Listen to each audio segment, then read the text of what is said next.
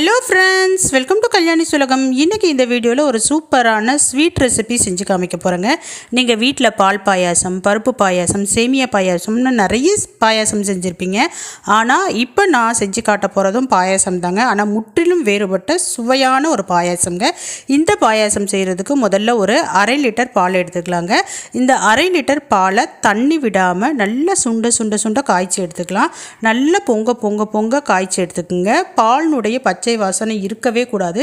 அதில் கொஞ்சமாக ஏலக்காவை தட்டி போட்டு நல்ல மணக்க வாசனையாக பாலை காய்ச்சி எடுத்துக்கங்க. இப்போ எனக்கு பால் ரெடி ஆகிடுச்சு பாருங்கள். இப்போ இந்த பாலை நான் வேறு ஒரு பாத்திரத்துக்கு மாற்றிடுறேங்க. பால் கண்டிப்பாக வேறு பாத்திரத்துக்கு மாற்றி நல்லா ஆற விட்டு எடுத்துக்கோங்க.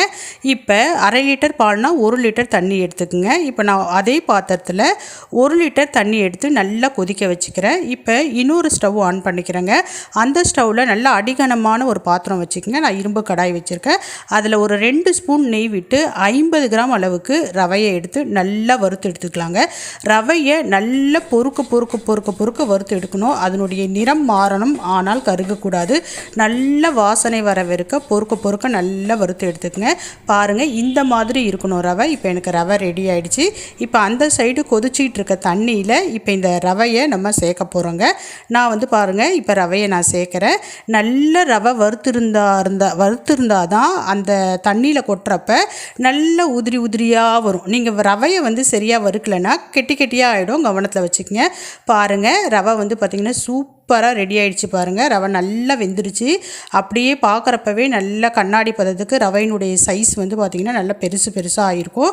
இப்போ இது அப்படியே வேகட்டோங்க. இன்னொரு சைடு அதே கடாயை வச்சு அதில் பார்த்திங்கன்னா வெல்லத்தை நம்ம கரைச்சி எடுத்துக்கலாம்.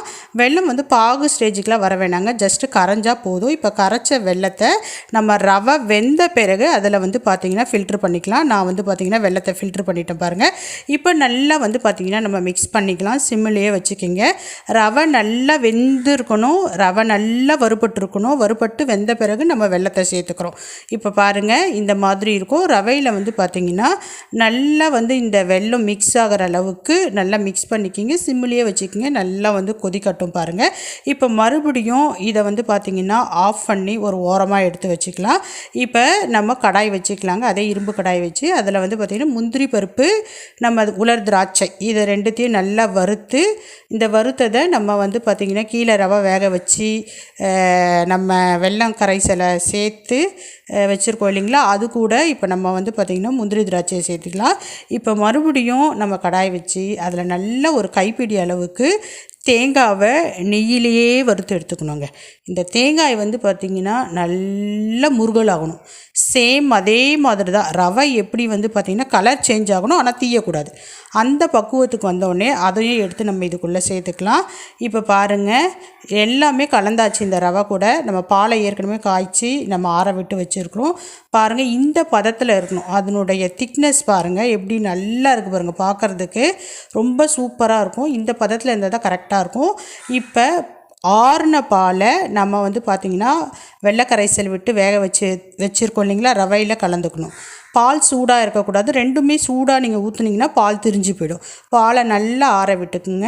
இப்போ நம்ம இந்த ரவை வெந்திருக்கு இல்லைங்களா, அது கூட சேர்த்து மிக்ஸ் பண்ணி எடுத்தோன்னா சூப்பரான ரவை பாயாசம் ரெடி ஆகிடுச்சிங்க. இதுக்கு நெய்யும் நம்ம நிறைய யூஸ் பண்ணலை. இன்க்ரீடியண்ட்டும் பார்த்திங்கன்னா அதிகமான அளவு கிடையாது. ரொம்ப சிம்பிளாக செஞ்சிடலாம். ரொம்ப டேஸ்ட் பார்த்திங்கன்னா வேறு லெவலில் இருக்கும். நீங்கள் ட்ரை பண்ணி பாருங்கள். சூப்பரான ஒரு ரவை பாயாசம் ரெடி ஆகிடுச்சு. சிம்பிளாக குழந்தைங்களுக்கு செஞ்சு கொடுத்துடலாம். ஸ்கூல் விட்டு வர குழந்தைங்களுக்கு இதை கொடுத்தீங்கன்னு வச்சுக்கிங்களேன், சூப்பராக குடிப்பாங்க. ட்ரை பண்ணுங்கள். பாய்.